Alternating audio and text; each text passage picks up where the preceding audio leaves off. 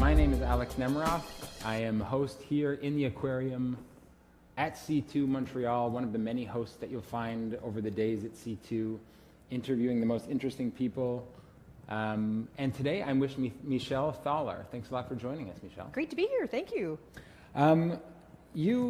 If I were to put it bluntly, and maybe you can correct me on this, but you have this incredible background. You are an astrophysicist, you are a researcher, you are a podcast host, and you are adding, if I interpret it myself, you're adding personality to NASA.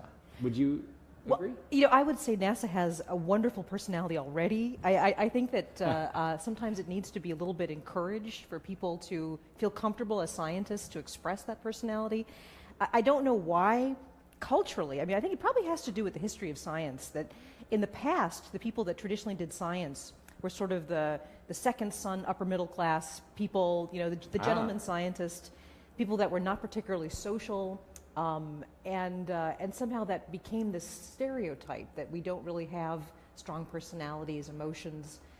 And to me, if you actually are serious about diversity in science, it's one thing to say, let's have more people that are not just older white men in science, then you need to have a diversity of personalities. You need to have a diversity of ways of approaching science. So that's one of my big passions, is getting people to shake loose science from our cultural definitions of it.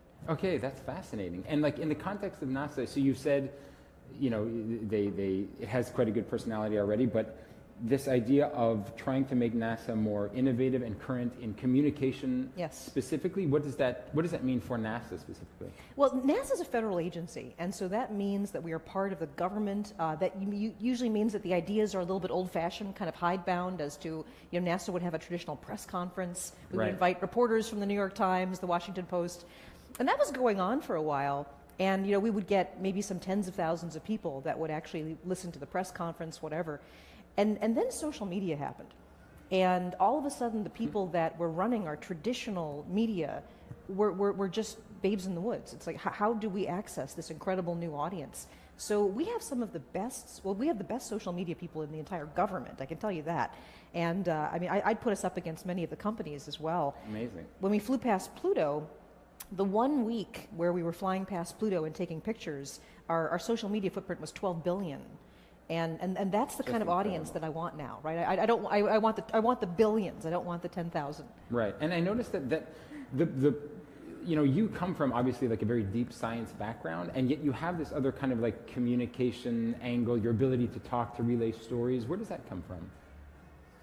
I think that's just intrinsic in me. I love a good story. I mean, when I was a kid, I was less enthralled by science in terms of logic and in terms of mathematics. That came much more difficultly to me. I mean, I never did particularly well in formal math classes. I had to learn multivariable transdimensional calculus. Eventually I did. But that's like learning a foreign language. You do it a little bit at a time. You don't come to France and immediately expect to be fluent in French. It takes years, it takes practice. It can be joyful. And for me, mathematics was more of that journey. It took me many, many times to learn it. But what I found completely mind-blowing about science were the stories.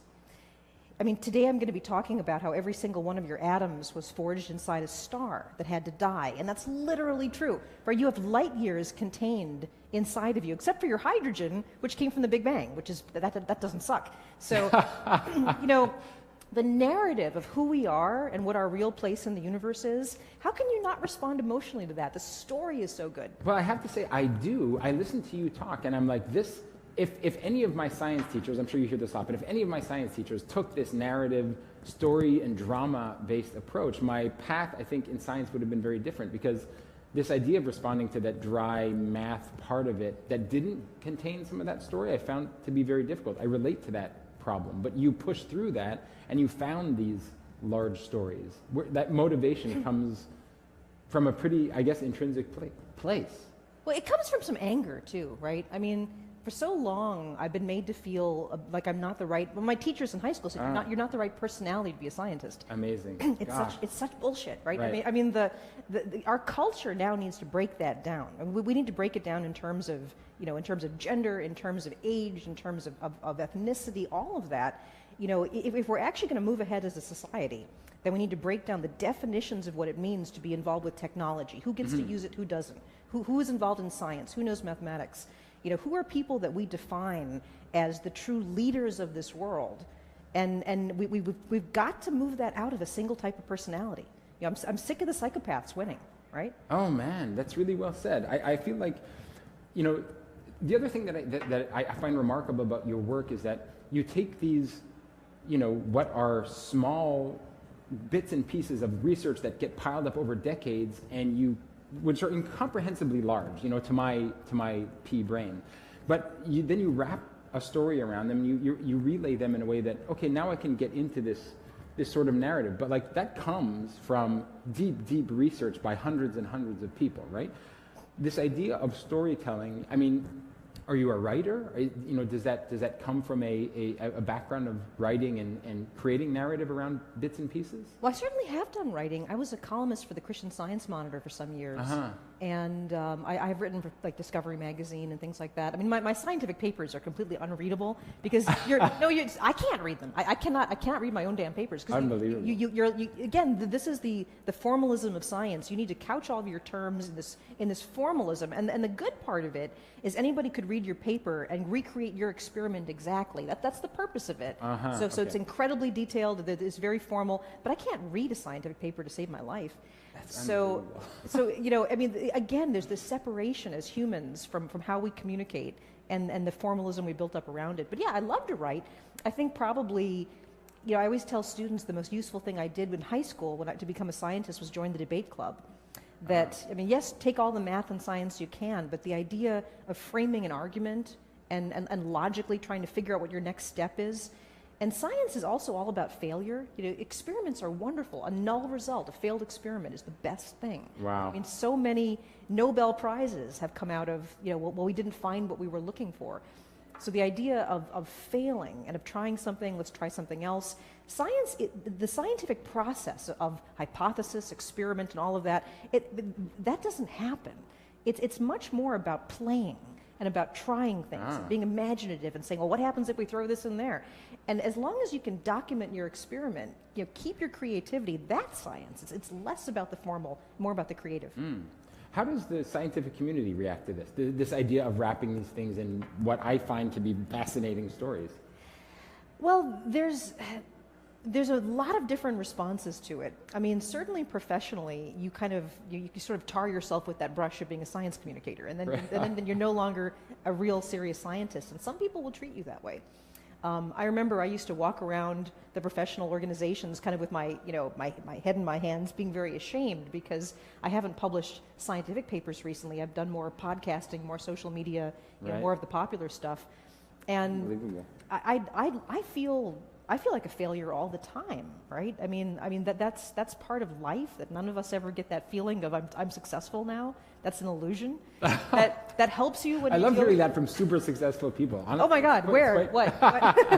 There's no super successful people here. Right. No, failing creatively, you know, I mean, realizing that you're not ever going to get that professional acceptance, that is part of being a science communicator. You know, I mean, it's easy to dismiss. I mean, Carl Sagan famously was never elected to the National Academy of Sciences, even though he's the most famous scientist in the last 100 years, probably, other than Einstein. That's so cool. That little piece of insight into that community is so cool, and obviously very relatable as well. Sure. I want to talk about some of the specifically incomprehensibly large stories that you tell, because when I heard them, I went back to my family and I was like, you're not going to believe this. Like, you need to understand this. Like, that we all come from stars is mind-blowing. Yeah.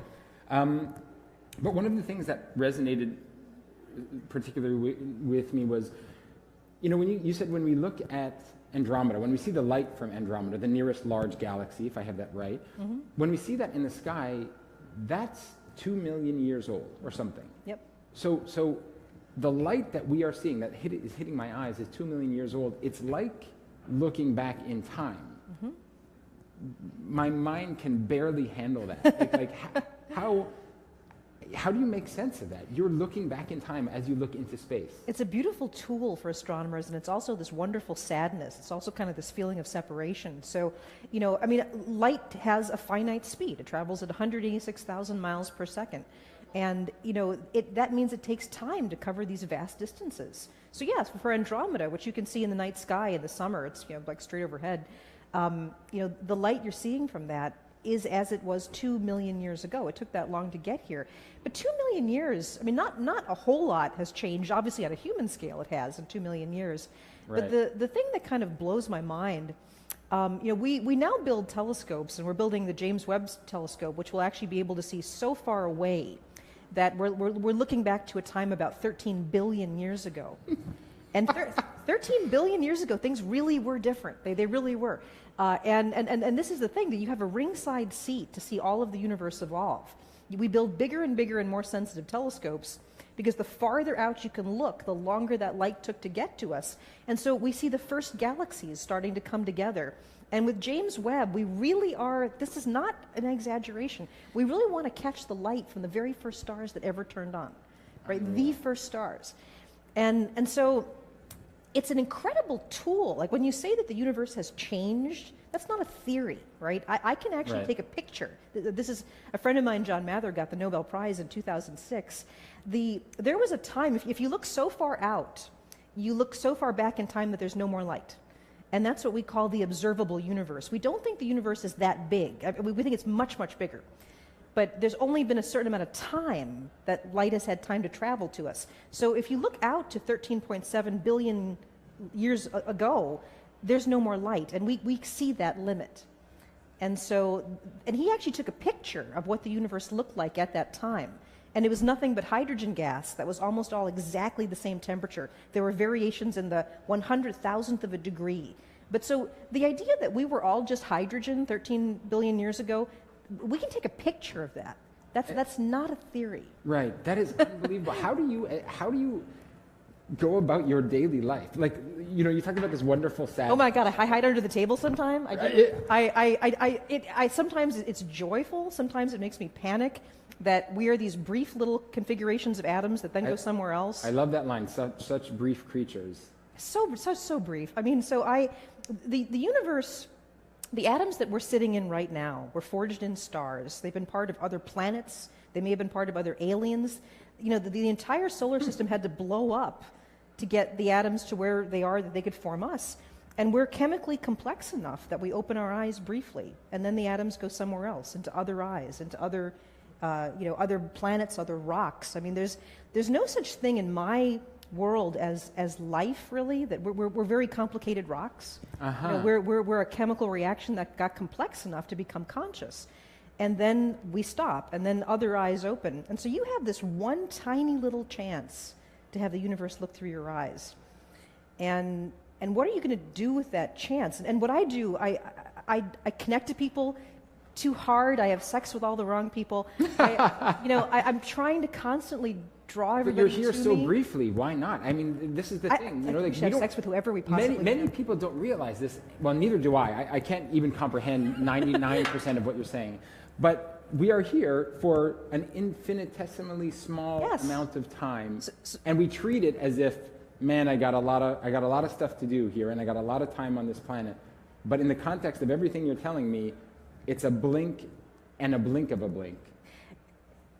How do you put the scale of a human lifetime into the scale of even the Earth? But there's another side of this, and this is something that's a little bit odd. I mean, so I would say to you, you said you don't understand 99% of what I said. What did I say that was not understandable? Because it's not that I don't understand it. It's that I can't. The context that I have of sitting here at this table and having written out notes and watching something on the internet and feeling like, okay, stuff is going on. You've just taken and you've made so unbelievably small, and that's the truth of it. The context that I have, which is my world is big and my life is long, is actually not really true in the context of what you're telling me. So it's not that I don't understand it, but I'm not sure how to comprehend that. I'm not sure what to do with that size and magnitude of information. Well, here's another way to think of that. I mean, one of the things that modern physics doesn't trust at all, you may have heard of this, is the idea of time. The idea of time being a progression. Einstein 100 years ago threw that out and said that you can think of time as a landscape. And if you were looking in the right dimension, you would see all of time as a landscape. And it even gets weirder than that. These days, a lot of people that are theoretical physicists, Brian Greene writes about this a lot, are thinking that you've probably heard something called quantum entanglement, that every particle in the universe may be entangled together somehow. And what we think of as space and time is just an emerging property of that. It doesn't really exist. So in some ways, we think that all of time exists at once. So yes, you have a tiny, tiny little brief moment that you are sentient, that you are conscious. But that little bit of the universe that you exist in is part of the whole of time. And, you know, in other words, maybe now is forever? And so one of the things I've said to people that I was in love with is when the universe began, I was holding your hand. And when the universe ends, I'll be holding your hand. This little bit of intersection we have always exists. Oh my God. And you've already been dead for billions of years, so there's nothing to fear there. And you haven't been born yet. The sun hasn't turned on yet. And all of that is right now. So... Do you live with this in your head all of the time? Yeah. That is unbelievable. It's actually not that bad. No, I mean, I don't even mean to say it's bad. It is just fascinating. It is beyond the scope of the daily life. I don't know. Like it is our daily life. There's no separation from that. Right. It never stops, right? Yes, I mean, that's the wonderful gift, I think, that the narrative of science has. You know, all of a sudden, everything around you becomes this cosmic miracle. Every other person you meet is a part of the universe, a part of you, opening its eyes. You know, every rock, every star. There are atoms in my heart right now of iron, and there is a mountain range on an exoplanet light years away, but they were formed in the same supernova because we've been around the galaxy sweeping up atoms so many times that all the atoms have mixed together. So there's no separation. I mean, you literally can touch the stars. Just by doing that, or by doing this. Unbelievable. And you know that's the universe is ours that way.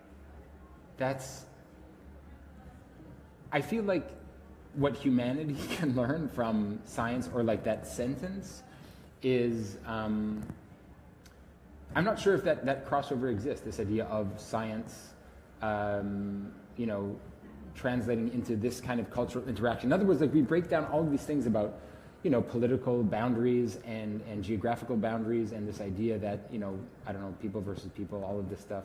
I'll try not to be too trite here, but yeah, there's so much to be learned from this idea of oneness, of sameness, of this singular shared experience. You know, I feel like science has a lot to teach there.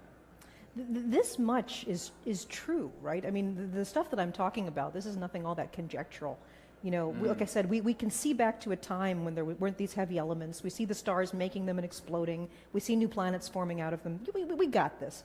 And, you know, and the thing, though, even closer to home, like, you know, we have our mission around Saturn right now, Cassini, and it's been up there, it's been at Saturn for 15 years. The team's been together for 25 years. It's ending. We have to dive it into the atmosphere of Saturn because we're out of guidance fuel. And we think there are 2 moons on Saturn that may have life on them. 2 moons around Saturn that have life, possibly. Really? Yes. Oh, wow. And we're trying to protect those moons because we want to make sure there's no chance of our spacecraft landing there and possibly contaminating the moon.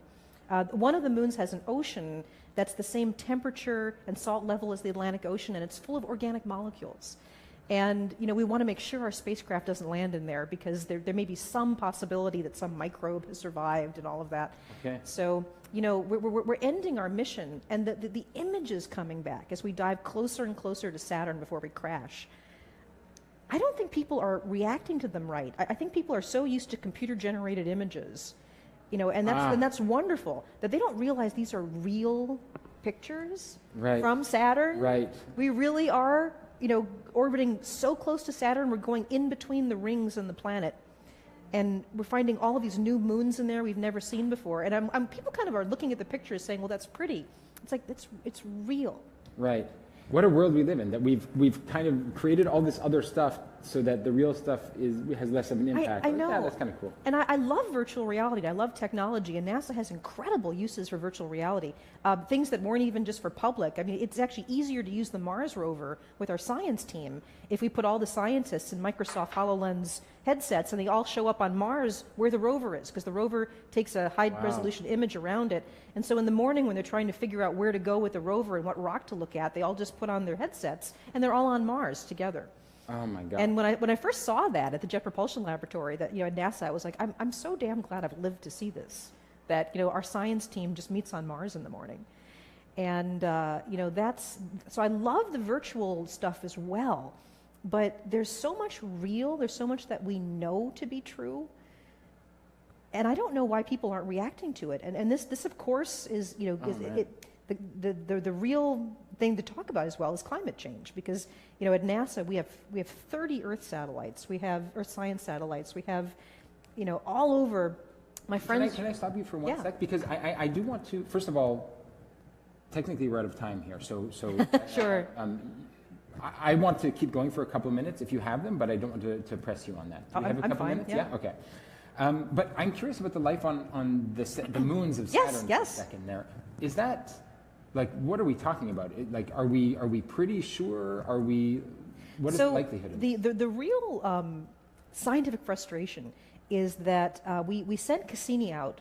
It's 25 years ago is when it was built. It was launched about 20 years ago. Okay. And so the scientific instruments we have were able to confirm that it's warm salt water, very good acid levels, everything's fine. It could sense small organic molecules, but it simply doesn't have the sensitivity. Okay. I mean, there could literally be like brine shrimp, microbes, all kinds of stuff flying into our detectors, but we wouldn't detect them because it can only actually detect small organic molecules, which it has.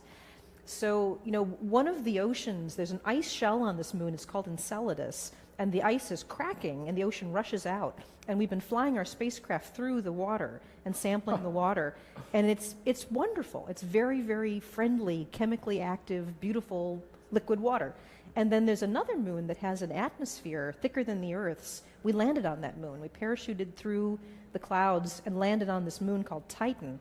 And Titan has rain and rivers and lakes. They're made of methane. They're not made of water. But we detected some interesting chemical imbalances, which suggested to us that maybe something might have been breathing. Wow. So we need but we don't have the machinery to confirm that. We need to go back. Unbelievable. All we could make were simple measurements. So what does that look like, the going back? In other words, is that like, hey, next week we can send a satellite? Or this is years? Sorry. This is where I wish I had a longer lifespan. So right. we're getting ready to send a probe to a moon of Jupiter that also has a vast ocean called Europa. But then Saturn, we now have missions that we're going to propose. So they have not been funded yet, but we'll propose to ask for the funding. And one is called the Enceladus Life Finder, ELF, that I hope gets funded someday. We want to have a little boat to go to Titan to actually sail around in these lakes of methane and taste the water and see if there's anything there. Unreal. But I mean, we actually landed on this moon of Saturn, and the little spacecraft is still there. And I just love that there's a little piece of us. When you look at Saturn with binoculars, you see its biggest moon, Titan. You can actually see it as a little point, and it's like we're already there. Oh my gosh! There's a bit of us sitting there that may have detected something breathing. That's unbelievable. I feel, I don't know, insufficient, but this is in pop culture, and I did not, or this is in the cultural conversation. I did not realize that we may have already discovered life. Okay, one last minute on climate change. Yeah. We're about to segue into, yes, this is the other thing. How is it that people aren't responding to real things? Both for the beauty of them, for something like Saturn, and how cool is it that we're on Saturn, but also the necessity of them, right? I mean, climate change is going very, very quickly. We have an instrument that measures the mass of the ice caps, and Greenland alone, just Greenland, so just the ice cap on Greenland over the last 10 years has lost about 2 trillion tons of water that's gone into the ocean. Oh, man. That's just Greenland. Antarctica is about the same, and it's getting faster. Every time we measure, the mass is changing faster. So we've already bought ourselves a different planet, right? I mean, the ice caps will not stop melting. Right. And so, I mean, that will take a long time. That doesn't happen all at once. But I don't. But it's irreversible. At this point, it's done. Once an ice cube starts melting, right, it takes it takes a huge amount of energy to try to freeze it up again. And right. we don't have refrigerators for the poles. We can't do it. Right. So we bought ourselves a very different planet already, and we can adapt. We can figure this out. We can help people. We can get refugees from the coast. We can figure out how agriculture is going to change. We can do this, but we should have gotten started on this a long time ago.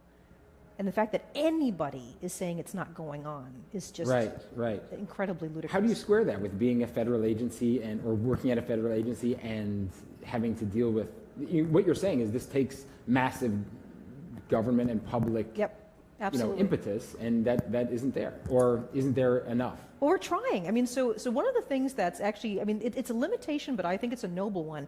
When you work at a federal agency, no one can stop the science. I mean, the science and the facts of climate change are there. We know what's causing it. We know it's human-driven. We know it's carbon dioxide. We understand what's going on.